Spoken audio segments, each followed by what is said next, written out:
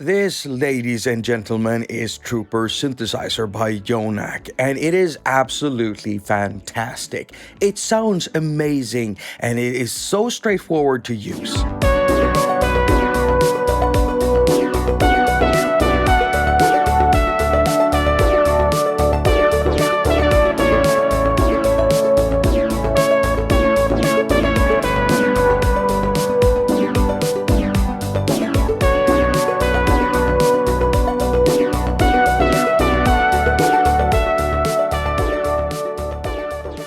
Now, whenever a new app comes out, people are pretty quick to judge, and what I saw was a bunch of questions, all asking the same thing. Has Trooper been modeled after the Minimoog? And in this case, it's not too far of a stretch to think that by just looking at Trooper, because the layout is kind of samey, oscillators have kind of the same waveforms, and when listening to Trooper, it's kind of close. And then again, it's not.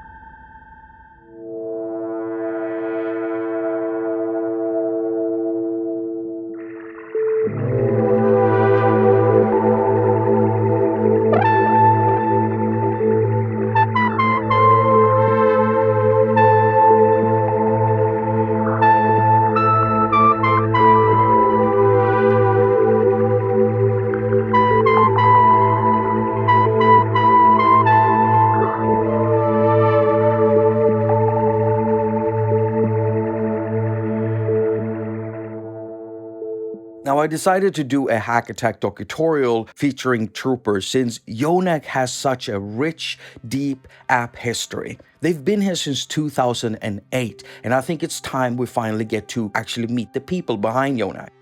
I'm Jim Yonac, Yonac Inc. We develop music apps for the iOS, the iPad OS, and that's who I am, in a nutshell.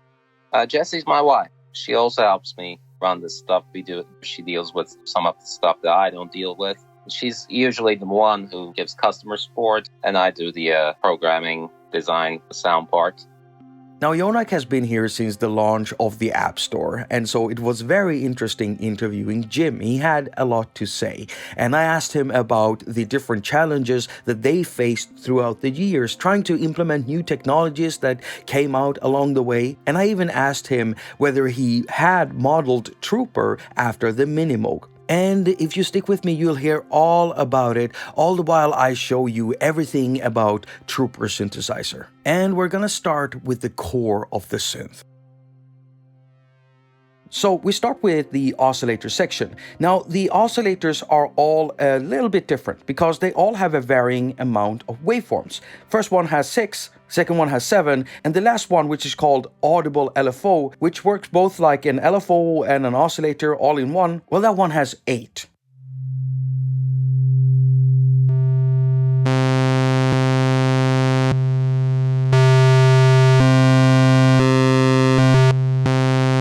So the waveform selection make all of the oscillators unique in some way. Now they all have volume knobs and they all have octave switches with a range of 7 octaves. And they can all go down really, really low.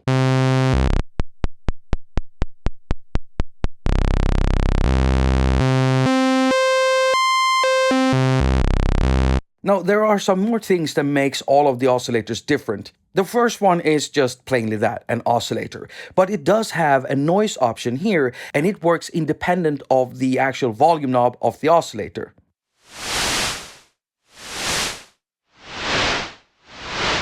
So you can choose between white and pink noise. The second oscillator and third oscillator has semi-knobs.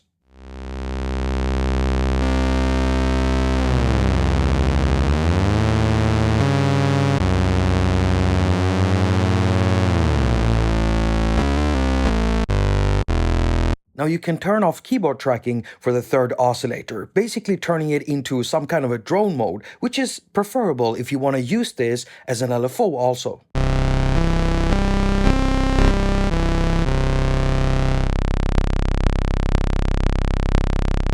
And it also has the ability to modulate both oscillator 1 and 2 and the filter.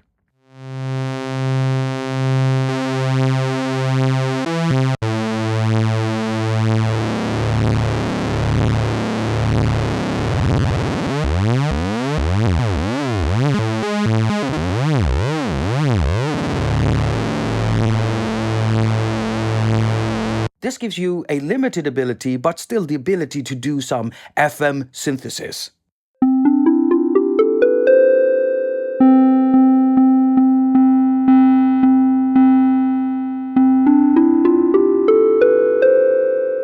And it's an easy way of adding some grit into your sounds if you don't overdo it.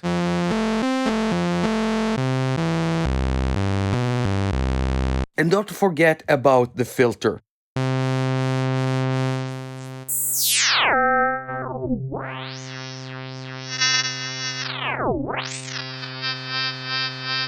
I love the modulation options you have with the third, and using the modulation doesn't stop you from adding the actual audible signal from the oscillator. All you have to do is turn up the volume.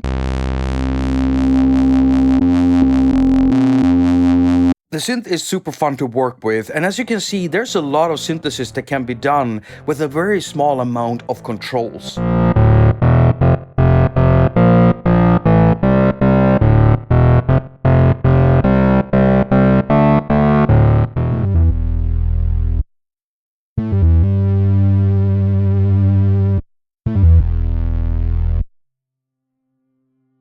Now at this stage, there's probably a lot of people who are thinking to themselves, this does seem like it's modeled after the Minimoog. I mean, it's close, what you can do with it and the way it kind of sounds and stuff like that. And so I asked Jim about it, and this is what he said. I'm hoping that it accomplished what I wanted to do with it. It's supposed to be like a fat, meaty sounding synth that doesn't get too complicated to use. You get really fat, direct sounds without getting too brash or abrasive. And you do it easily with a carefully chosen set of parameters. So it's fat, simple, I guess.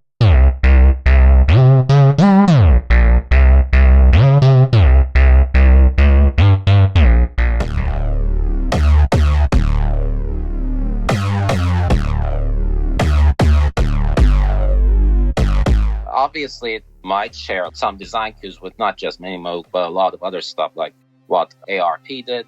They all have kind of a familiarity in my mind. The thought process was just get the biggest sound you can. I know if I accomplished it well, but that was the honest intention. But really, the idea was just, I did Magellan 2 over 2 years ago, I guess. And if you look at that, it does a lot of stuff. A lot of pages, you scroll down. I just wanted to do something big sounding and whatever. And if there are any overlaps, it's more or less because it does come from the same pedigree as a lot of those first, second generation, more portable synthesizers.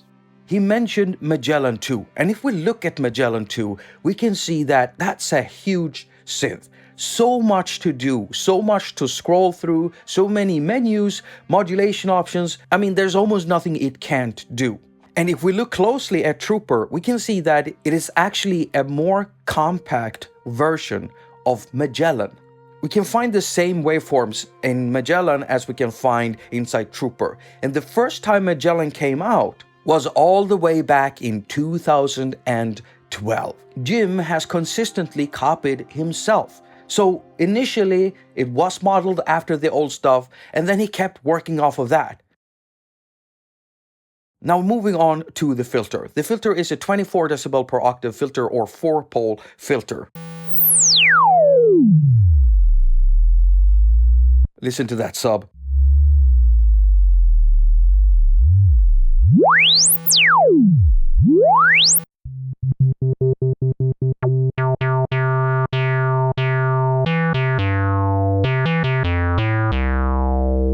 And it has keyboard tracking. So if you want to, let's say, turn off the oscillators completely and just play the filter as a synth, you can do that. Turn the resonance all the way up so it self-resonates, turn the frequency down, and turn the keyboard tracking up full.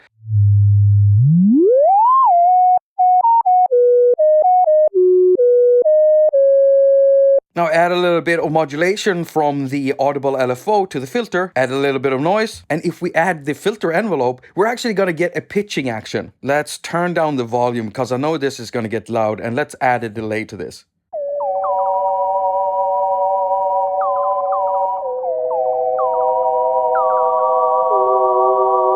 There's so much synthesis that can be done with a very limited amount of controls, and that's exactly what Jim Yonac wanted. Now, apart from being able to modulate stuff with the audible LFO or third oscillator, we also have an LFO with a wide range of different types of waveforms. However, here is where you have to actually go somewhere else to really set this up. You see, just like older synthesizers, the LFO is tied to the modulation wheel down here. So if we turn on the modulation for the first oscillator by tapping here, we can't really hear any difference until we turn up the modulation. Now, in its default state, when you initialize a patch, if we go into settings here and go down to modulation, we can see that the mod wheel gives you about 50% of the LFO. But if you want the full range of the LFO, you have to turn it up all the way. However, when I build patches, I tend to turn this down to about 9%. Because I don't like going crazy with this stuff.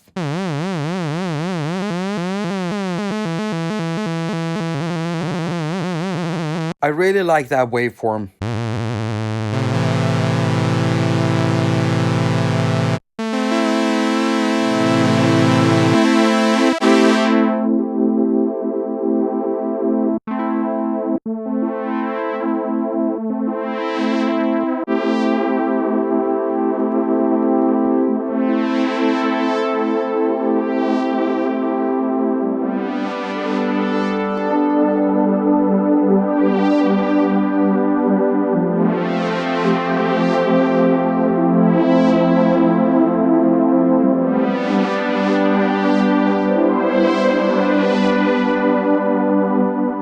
The synthesizer sounds great.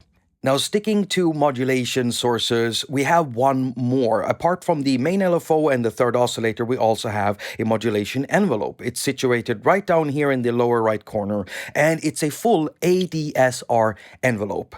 It can be sent to oscillator 1, 2, 3, and the filter. So I'm going to send it to oscillator 1, and we're going to pull up on the amount here.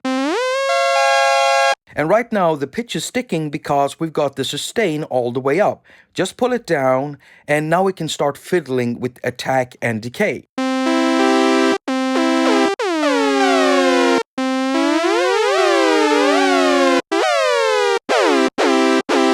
And when used in short times, it can be used to add a little bit of oomph to those brass sounds.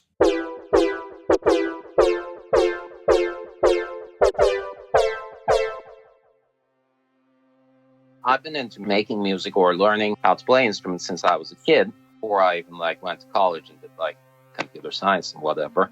I think I started playing guitar when I was 12. I was playing keys before that for a few years. In my kid mind, all I want to do when I grow up, I'm gonna be a musician.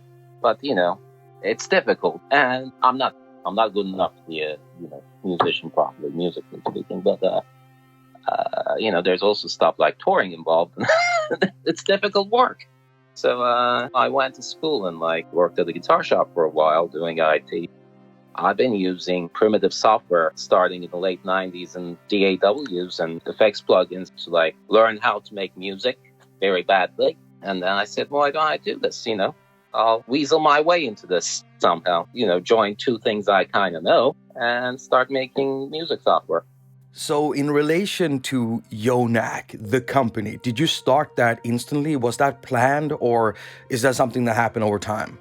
Well, I had a couple of weeks free. I guess it was summer 2008, and it just coincided with when Apple opened up I think it was the iPhone OS back then, whatever they called iOS in the beginning. They opened up so you can develop anything you want. And I just said, I'll start this, and it seemed to work. I seemed to be able to get sounds out of it, and it was kind of usable, considering the primitive devices we had back then, too. So it was gradually done in 2 months.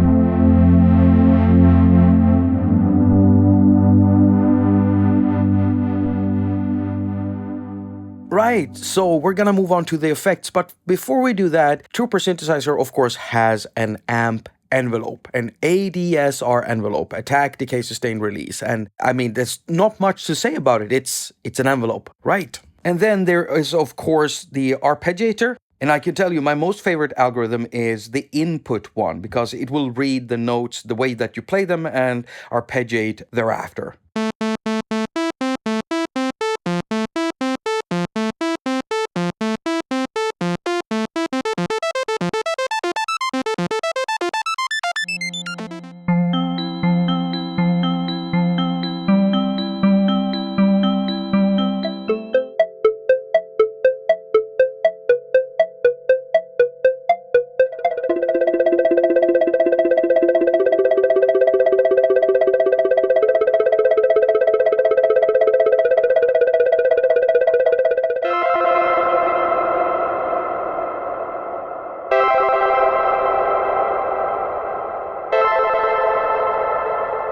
Then, of course, you have the Texturizer, and it pretty much works as a chorus.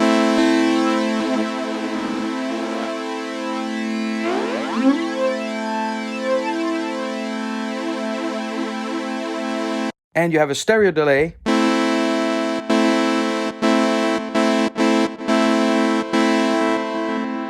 Which can be synced to a tempo.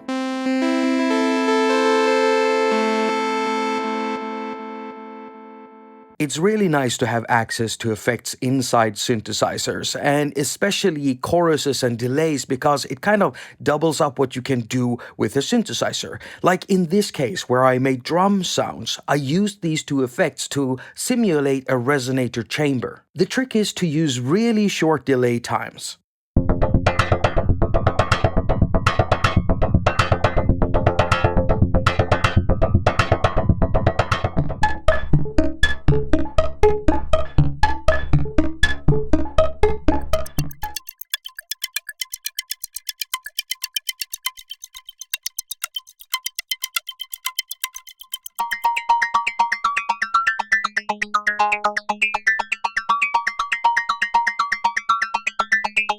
And the absolute last thing I want to show you is this little section here with Esprit and Get 6.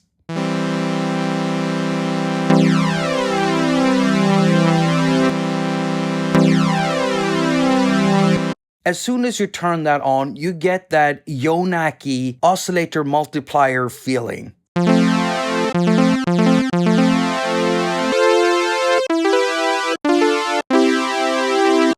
Now, there is one more control, and it's the Esprit one. And what does it do? Well, Jim didn't want to tell me exactly what it actually does parameter-wise, but it does make bass more fat, for instance, and it does other things, depending on what you're using in the synthesizer. Let me show you what I mean. So I'm gonna run the first oscillator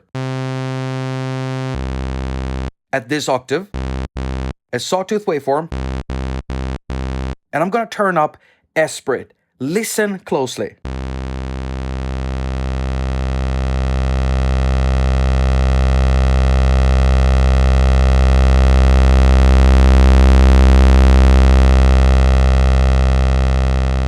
It sounds like filtering, compression, distortion. It sounds like a lot of things. And what this does and what it sounds like will differ depending on what octave you're in, how you've got your filter set up. If you're using effects, it will all sound different. So experiment with Esprit a lot.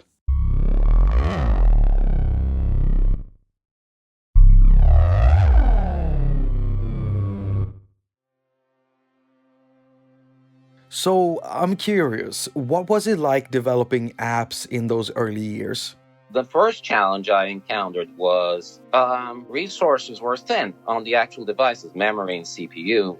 You need a certain degree of that for generating convincing, decent, good quality sounds. So optimizing the code for that was a big challenge in the beginning. Once that hurdle was overcome, I guess it was keeping up with the plethora of devices that kept on coming up. And we went from 1x display to Retina, and then all these different size classes, trying to figure out how to make stuff that's going to play nice with any single given device, and then trying to get a better sound out of these things. thinking back, was there ever a point in time where you felt like things were getting easier, development-wise, I mean? I think it was iPad 2. When they released that, that's the first time we actually got multi-core CPU and multi-threading. And that's when the UI stopped competing with the audio. That made stuff a little easier.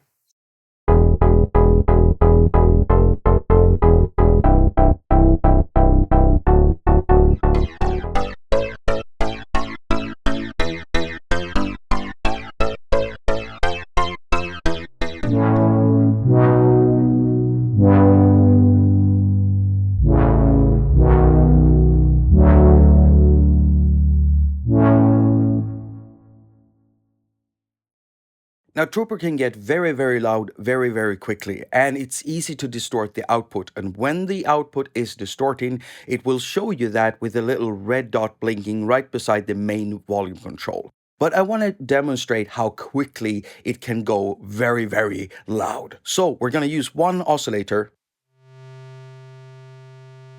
And we can hardly hear it. I've turned it up and it's a minus 49 decibels.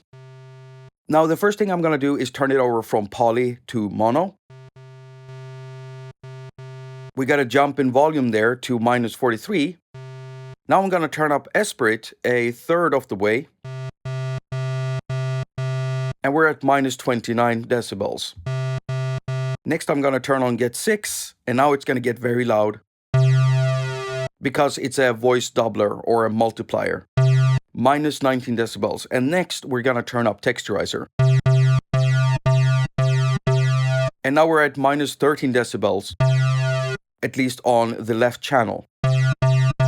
And I'm going to bring the volume down on the video so I won't kill your ears, but I'll just turn up the volume of the main oscillator up to a normal level, just halfway up.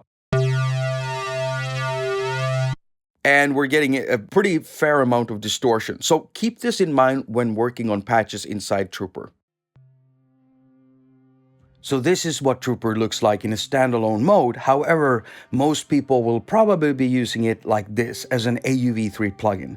Now, if we double tap here, we can maximize it. And as you can see, we have all of the controls on one page. However, we don't have a keyboard, but that's still available inside the app up here. And there's two types of keyboards. If you choose this one, you'll lose the FX section. The FX section gets moved up to this button. When you press that, the FX section will pop down like that. And also over the keyboard, we have some options for the arpeggiator, the filter, and also the LFO. Also, when you want to modulate with the audible LFO or third oscillator, highlight. When you want to modulate with the LFO, highlight. When you want to modulate with the envelope, highlight. No menus, no matrices. The only thing you have to think about is when you're doing stuff with the LFO, to make sure you turn up the modulation wheel, and if you want to set up the sensitivity for that, you go into settings and modulation. And as you can see in here, you have other controls for velocity, for aftertouch, and for MPE. And there is also an MPE keyboard if you want that. And you just turn that on in control surfaces, and then you activate MPE, and voila, you got an MPE keyboard. And here you get settings for the MPE. Now that's pretty much all of the synth. This is basically Magellan in a smaller format. Much easier to use, much quicker to use, but still that fat, really fat analog-like sound. I'm absolutely in love with it. I highly recommend Trooper.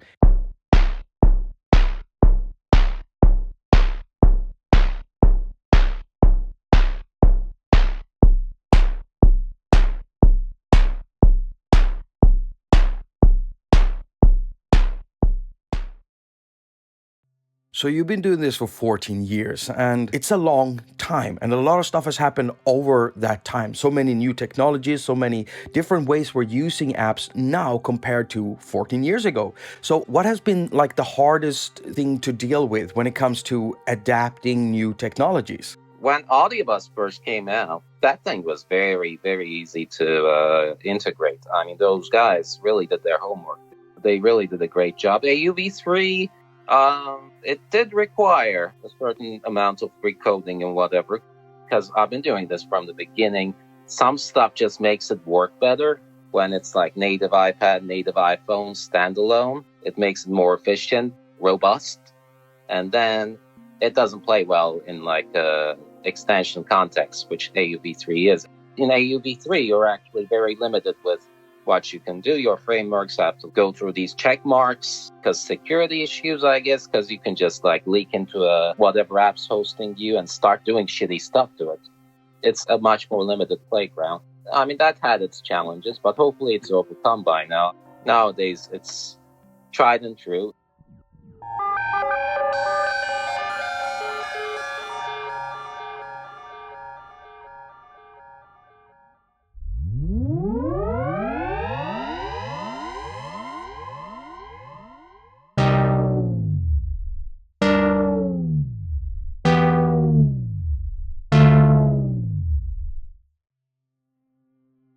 Now, I have a little announcement to make. I recently started a new page over at Gumroad. Now, this is a place where you can set up a shop where you can sell things. And in my case, I will be selling presets or preset packs. And right now, I actually have 2 preset packs available. One of them is for FabFilter's Timeless 3 plugin, and the other preset pack is for Trooper Synthesizer. All of the sounds you've heard inside this video are basically sounds taken directly from that preset pack. There's 100 presets in that pack, and both of these preset packs have the same theme to them. I call the theme 2084, and so I've basically tweaked all of the presets to fit music that lies within the genres synthwave, vaporwave, cyberpunk, and stuff like that. If you want to go get some fat presets for Trooper Synthesizer here and or FabFilter's Timeless 3, then I've left a link down in the pinned comment and also in the description. And don't forget that there are also more presets available inside Trooper, but to get to them you have to launch the standalone version and enter the shop via the shopping basket.